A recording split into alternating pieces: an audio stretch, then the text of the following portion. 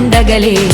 High power ఉల్లాసం, high power ఉత్సాహం, high power ఆరోగ్యం, హై పవర్ ఆనందం. గుంటూరు వారి XXL మరియు హై పవర్ హార్స్ దేశవాళీ మినపగుళ్ళు. బంధాలు అనుబంధాలు మరింత దృఢంగా, మరింత బలంగా.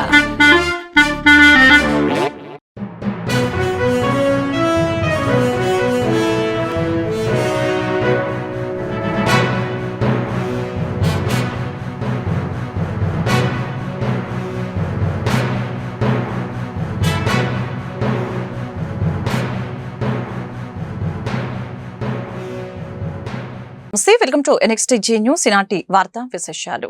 సూపర్ 6 పథకాలకి బడ్జెట్ లో అరాకొర కేటాయింపులు చేశారని వైసీపీ అధినేత జగన్ ఆరోపించారు. గవర్నర్ ప్రసంగం బడ్జెట్పై తాడేపల్లిలో ఆయన మీడియాతో మాట్లాడారు. చంద్రబాబు ప్రభుత్వం ప్రవేశపెట్టిన 2 బడ్జెట్లలో అన్ని రకాలుగా మోసం చేశారని చెప్పారు. సూపర్ 6 పథకాలన్నిటికీ 79,867 కోట్ల రూపాయలు అవసరమైతే ఈ బడ్జెట్లో 17,179 కోట్లే కేటాయించారని వివరించారు. సూపర్ 7 లెక్కేసుకుందాం, పెద్ద పెద్దవన్నీ లెక్కేద్దాం, చిన్న చిన్న కాస్త పక్కన పెట్టినా కూడా అని అనుకుంటే కూడా కావాల్సింది 79,867 కోట్ల రూపాయలు. ఆడబిడ్డ నిధి 32,400 కోట్లు, అన్నదాత సుఖీభవ 10,712 కోట్లు, నిరుద్యోగ భృతి 7,200 కోట్లు, దీపం పథకానికి 3,900 కోట్లు, ఉచితంగా బస్సుకు మరో 3,000 కోట్లు, తల్లికి వందనానికి మరో 13,000 చిల్లర కోట్లు, 50 ఏళ్లకే పెన్షన్ అనే పథకానికి మరో 9,600 కోట్లు, మొత్తంగా కలిపి దాదాపుగా 79,867 కోట్లు, అంటే దాదాపు 80,000 కోట్లు కావాలి. మరి ఈ పెద్ద మనిషి నేరేడు బడ్జెట్లో గత ఏడాది 7,282 కోట్లు మాత్రమే కేటాయించారు. చేసిన తర్వాత ఎంత ఖర్చు పెట్టాడు అని అంటే కేవలం 865 కోట్లు మాత్రమే ఖర్చు పెట్టాడు. పోనీ ఈ సంవత్సరం బడ్జెట్లో 79,867 కోట్లకు గాను ఈ పెద్ద మనిషి ఎంత కేటాయింపులు చేశాడు అని అంటే కేటాయింపులే కేవలం 17,179 కోట్లు మాత్రమే కేటాయింపులు చేశాడు. అంటే ఇది కూడా ఎలాగో మోసం చేయడమే కదా అనే పద్ధతిలో జరుగుతా ఉంది. బాబు షూరిటీ, మోసం గ్యారంటీ అన్నదానికి నిదర్శనాలు ఇవన్నీ కూడా. వైఎస్ఆర్సీపీ వాళ్లకు ఏ పనులు చేయొద్దు, ఏ పథకాలు ఇవ్వద్దు అని పెద్ద మనిషి చంద్రబాబు నాయుడు చెప్పుకొచ్చాడు. అడుగుతా ఉన్నా, ఇవ్వడానికి ఇవ్వకపోవడానికి అసలు ఇది బాబు గారి సొమ్ము అని అడుగుతున్నా. ప్రభుత్వం నడిచేది ప్రజల కోసం, ప్రజల సొమ్ముతో నడుస్తూ ఉంది. అసలు ఇలాంటి వ్యక్తిని ఒక్క నిమిషమైనా ముఖ్యమంత్రి స్థానంలో కొనసాగించడం ధర్మమేనా? జనసేన నాయకుడు కొనిదెల నాగబాబు ఎమ్మెల్సీ ఎన్నికల్లో పోటీ చేయడంలో ఫుల్ క్లారిటీ వచ్చింది. కూటమి అభ్యర్థిగా ఆయన ఎమ్మెల్యే కోట ఎమ్మెల్సీ ఎన్నికల్లో పోటీ చేయనున్నారు. ఆయన పేరును జనసేన అధినేత డిప్యూటీ సీఎం పవన్ కళ్యాణ్ అధికారికంగా ప్రకటించారు. తద్వారా నాగబాబు రాజ్యసభకి వెళ్తారని, కార్పొరేషన్ చైర్మన్ అవుతారని జరుగుతున్న ప్రచారానికి జనసేన ముగింపు పలికింది. నాగబాబు పేరును మంత్రిగా గతంలోనే ముఖ్యమంత్రి చంద్రబాబు ప్రకటించిన సంగతి తెలిసిందే. కూటమికి అసెంబ్లీలో ఫుల్ మెజారిటీ ఉండటంతో మొత్తం 5 ఎమ్మెల్సీ స్థానాలని కూటమి గెలుచుకునే అవకాశాలు ఉన్నాయి.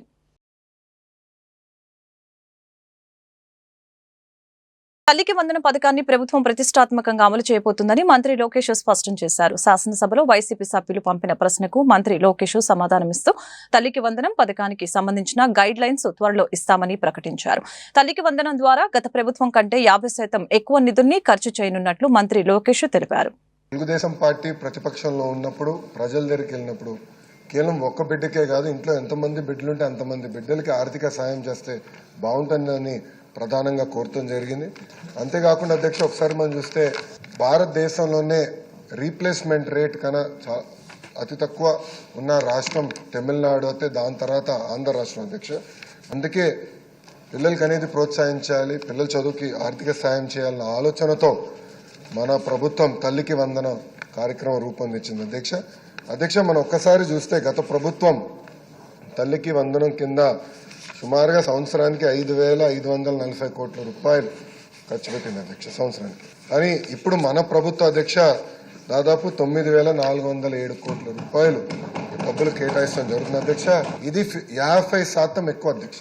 గత ప్రభుత్వంతో పోల్చితే 50% ఎక్కువ నిధులు మనం కేటాయిస్తాం జరుగుతుంది అధ్యక్ష. చాలా ప్రతిష్టాత్మకంగా తీసుకున్న కార్యక్రమం ఇది.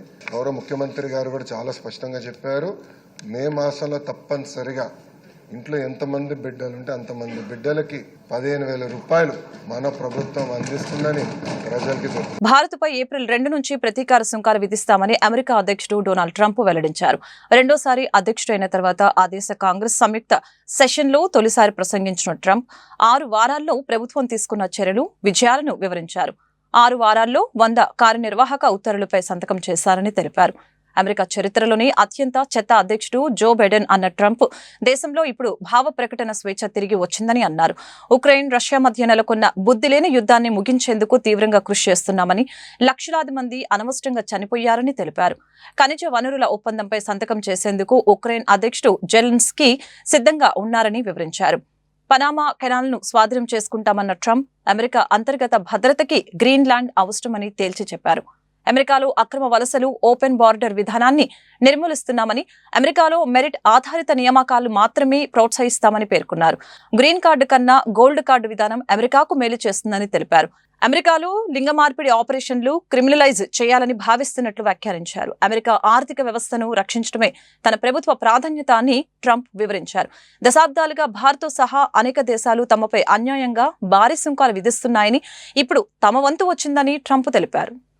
అపస్మారక స్థితిలో మంగళవారం రాత్రి కేపీహెచ్బీలోని హెలిస్టిక్ ఆసుపత్రిలో చేరిన గాయని కల్పనకు చికిత్స కొనసాగుతుంది. ఆమె ఆరోగ్య పరిస్థితి నిలకడగా ఉన్నట్లు ఆసుపత్రి వైద్యులు తెలిపారు. ఈ మేరకు ఆమె ఆరోగ్య పరిస్థితిపై హెల్త్ బులెటిన్ విడుదల చేశారు. ఆమె ఊపిరితిత్తుల్లో నీరు చేరటంతో వెంటిలేటర్పై చికిత్స అందిస్తున్నట్లు తెలిపారు.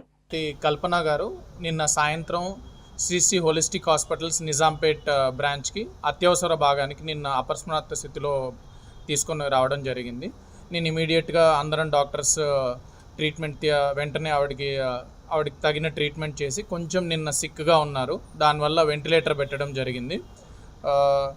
ఐసీయూ డాక్టర్ గారు, లంగ్స్ డాక్టర్ గారి సహాయంతో ఇవాళ ఉదయం వెంటిలేటర్ తీసేయడం జరిగింది. రైట్ నో ఇప్పుడు ఆక్సిజన్ మీద ఉన్నారండి, స్టేబుల్గానే ఉన్నారు. నెక్స్ట్ ప్రోగ్రెస్ చూడాలి. ప్రజెంట్ ఆవిడ ఆరోగ్యం నిలకడగా ఉందండి. మనం ఇంకొక 24 అవర్స్ అబ్జర్వేషన్ చేయాలి. దాని తర్వాత మీకు చెప్తాం. ఈ లంగ్స్లోకి వాటర్ వచ్చాం కదా సార్, దాని మీద అంత బాగానే ప్రస్తుతానికి అంత బాగానే ఉంది. Thank you. శ్రీమతి కల్పన గారు నిన్న సాయంత్రం శ్రీ హోలిస్టిక్ హాస్పిటల్స్ నిజాంపేట్ బ్రాంచ్కి అత్యవసర భాగానికి నిన్న అపస్మారక స్థితిలో తీసుకొని రావడం జరిగింది. నేను ఇమీడియట్గా అందరం డాక్టర్స్ ట్రీట్మెంట్ వెంటనే ఆవిడకి తగిన ట్రీట్మెంట్ చేసి కొంచెం నిన్న సిక్గా ఉన్నారు. దానివల్ల వెంటిలేటర్ పెట్టడం జరిగింది.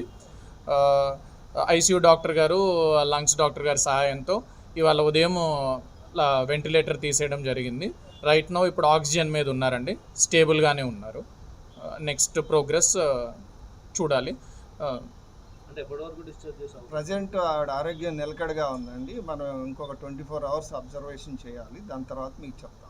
ఈ లంగ్స్లోకి వాటర్ వచ్చాం కదా సార్, దాని మీద అంత బాగానే ప్రస్తుతానికి అంత బాగానే ఉంది. ఎమ్మెల్యే వేముల వీరేశం సైబర్ మోసం నుంచి త్రుటిలో బయటపడ్డారు. ఇటీవల సైబర్ నేరగాళ్లు ఆయనకు నగ్న వీడియో కాల్ చేశారు. దాన్ని స్క్రీన్ రికార్డింగ్ చేసి ఎమ్మెల్యే నెంబర్కు పంపించి బెదిరింపులకు దిగారు. డబ్బులు ఇవ్వకుంటే వీడియోను సోషల్ మీడియాలో పోస్ట్ చేస్తామంటూ బెదిరించారు. సైబర్ మోసగాళ్ల పన్నాగాన్ని పసిగట్టిన ఎమ్మెల్యే వీరేశం వెంటనే నకరికల్ పోలీసులకు ఫిర్యాదు చేశారు. పోలీసులకు ఫిర్యాదు చేసిన అనంతరం వీరేశం మీడియాతో మాట్లాడారు. సైబర్ ఘటనపై ప్రజలు అప్రమత్తంగా ఉండాలని సూచించారు. రావటం, వీడియో కాల్స్ రావటం, మెసేజ్లు రావటం, తర్వాత డబ్బులు డిమాండ్ చేయటం అనేటువంటిది జరిగింది.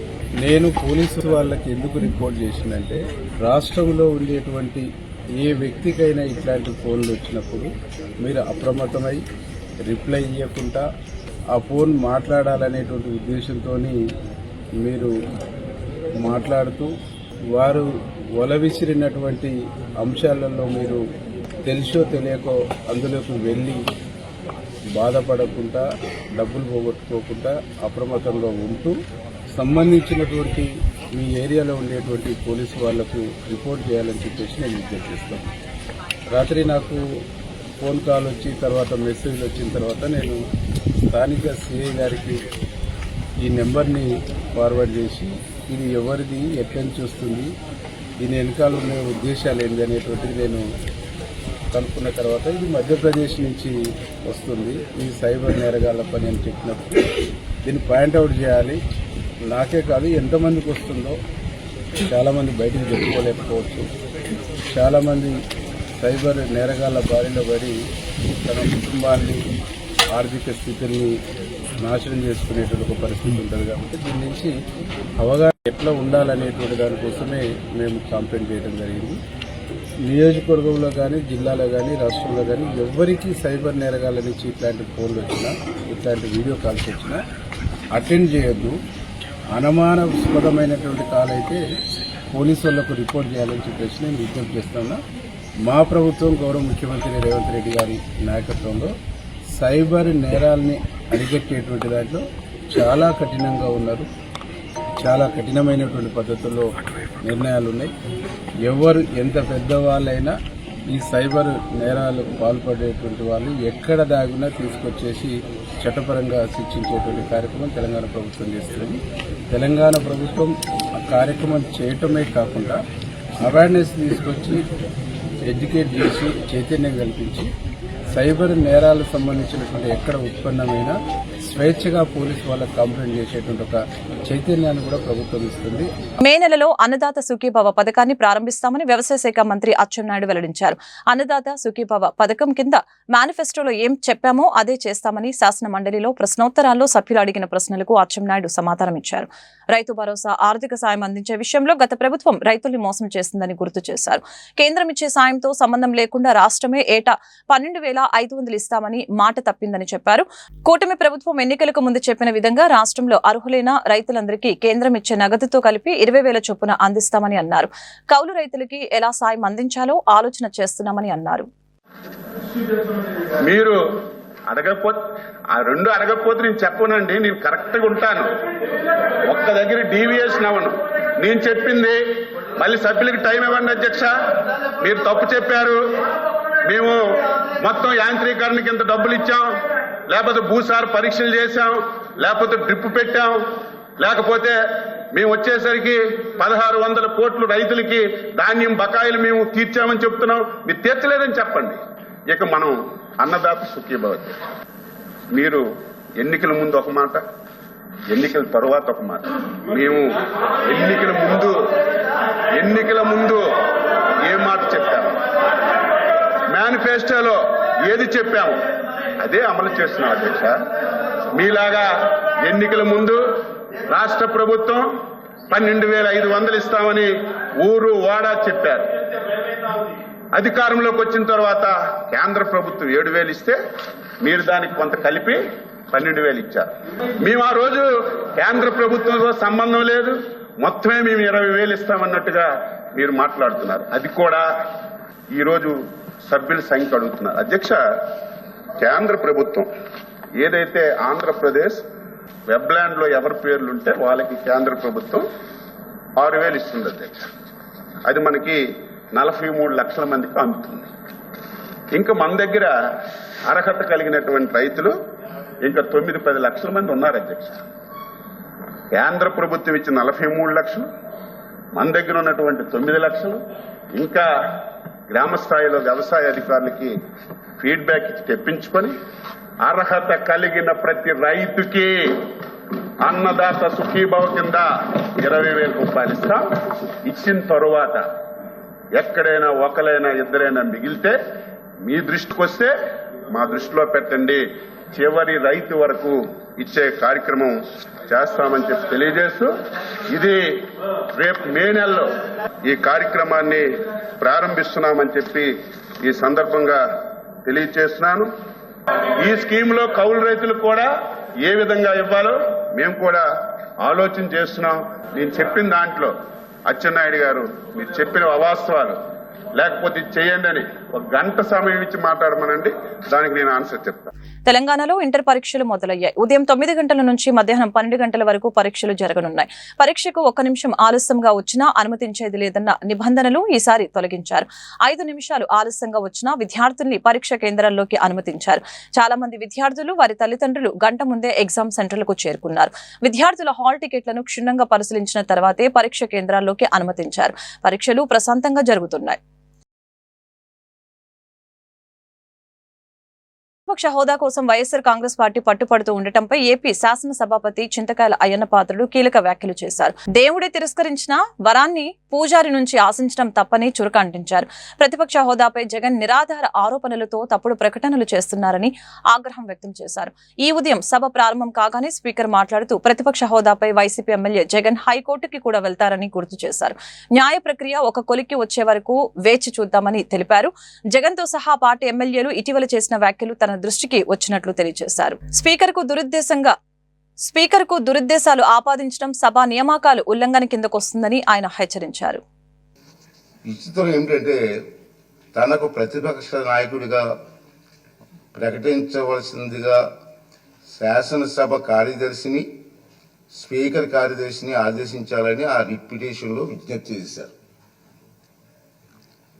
జగన్మోహన్ రెడ్డి గారు పిటిషన్ ఇంకా విచారణ అర్హత కలిగి ఉన్నదో లేదో అని నిర్ధారించే దశలోనే ఉంది. ఇంకా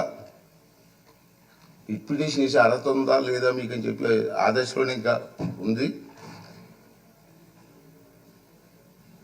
ఈ పిటిషన్లో వైఎస్ జగన్మోహన్ రెడ్డి గారు స్పీకర్ను శాసన వ్యవహారాల మంత్రిని ప్రతివాదులుగా చేర్చినప్పటికీ ఆ ఇద్దరిని మినహాయించాలని గౌరవ అడ్వకేట్ జనరల్ గారు చేసిన సూచనతో గౌరవ న్యాయస్థానం ఏకీభవించింది.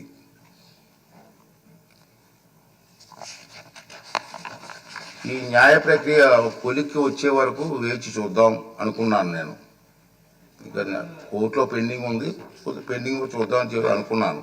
కానీ ఇటీవల కాలంలో ఈ అంశంపై జగన్మోహన్ రెడ్డి గారు ఇంకా వారి పార్టీ నాయకులు చేస్తున్నటువంటి పలు వ్యాఖ్యలు నా దృష్టికి వచ్చి మీరు కూడా టీవీలో చూస్తూనే ఉన్నారు. గౌరవ హైకోర్టు స్పీకర్కు సమన్లు జారీ చేసిందని, ఉత్తర్వులు జారీ చేయాలని స్పీకర్ను ఆదేశించిందని జగన్మోహన్ రెడ్డి చేస్తున్న వార్తలు వచ్చాయి. నిజానికి ఈనాటి వరకు హైకోర్టు జగన్మోహన్ రెడ్డి చేసినటువంటి పిటిషన్ విచారణ అర్హత ఉందో లేదో నిర్ధారణ ఇంకా జరగలేదు.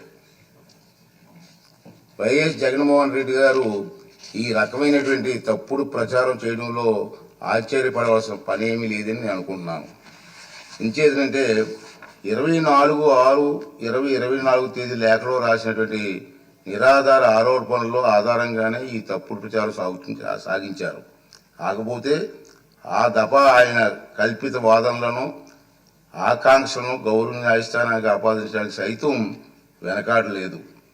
దురదృష్టవశాత్తు ఇదే ఆయన సహజ శైలి మనందరికీ తెలుసు. జగన్మోహన్ రెడ్డి గౌరవ న్యాయస్థానానికి ఆపాదిస్తూ ప్రచారం చేస్తున్న అవాకులు చవాకులు అసత్యాలు గందరగోళానికి దారి తీస్తున్నాయి. కనుక ఈ రూలింగ్ ద్వారా తప్పుడు ప్రచారాన్ని తెరదించాలని చెప్పి నేను నిర్ణయించుకున్నాను. అదండి నేను చెప్తాను. ఈ వార్తలు ఇంతటితో సమాప్తం. మరొక బులెటిన్లో మళ్ళీ కలుద్దాం. నమస్కారం.